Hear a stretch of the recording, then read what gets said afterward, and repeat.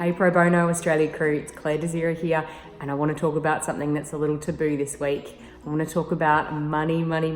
Yep, I'm going to go there. Our mindset around money is a really powerful thing. It can make us feel super free, can make us feel super worried as well on the flip side.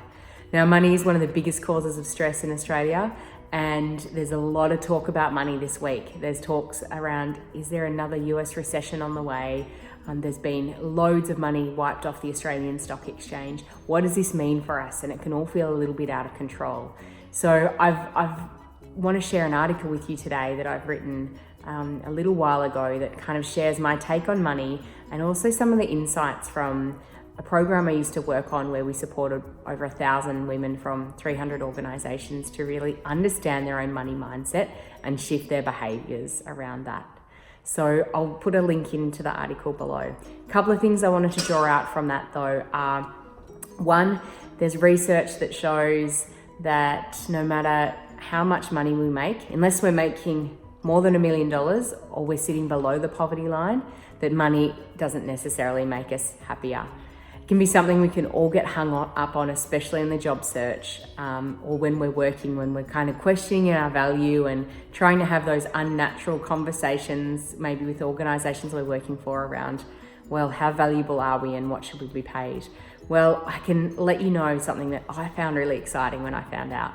And like I said, if you're off the poverty line and you're earning less than $1 million, that earning a little bit more, earning 10 grand, 20 grand more a year, 50 grand more a year, isn't necessarily going to make you happier, but it might mean a lot more work. So this is a little bit of a trick, really, knowing this. And the reason is that if you earn 10, 20, 50 grand more, you're actually still the same person. You're the same person, which means you're likely to buy the same things. You just might buy better versions of them. So instead of buying maybe a clean skin bottle of wine or a cask wine, you might buy a $50 bottle of wine. Or instead of buying a Toyota Corolla hatchback, you might buy a BMW hatchback. You're still the same person and you still like the same things. Your budget just might have really increased and the choice that you have to spend on those things that you really like. I found that really empowering to understand, and it also kind of made me really reflect on where I was spending my money. Now, don't get me wrong, that money is certainly not a walk in the park, and like I said, if you're below the poverty line, then it is absolutely going to influence how you're feeling every single day. For you, your safety, your feeling of security as well. So just want to make sure that caveat's in there. If you want to read more about this research, you can check out the article link below. The other thing I did want to share as well is that the global economy in many ways is well and truly out of our control. But one way that we can influence it, and everybody can influence this, is being really considerate about where we're spending our money.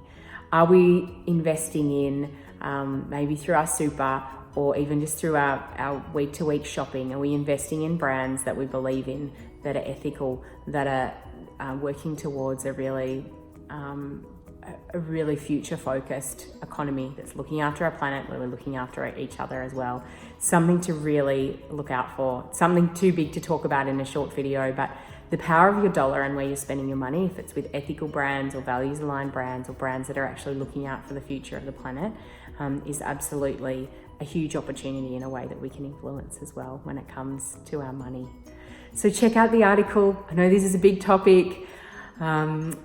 Thanks for letting me go there, and hopefully you can find it helpful. It can give you some new perspectives and some mindset hacks around your thoughts on money. Have some fun with it. I'd love to hear what you think. Check out the link below. Thanks.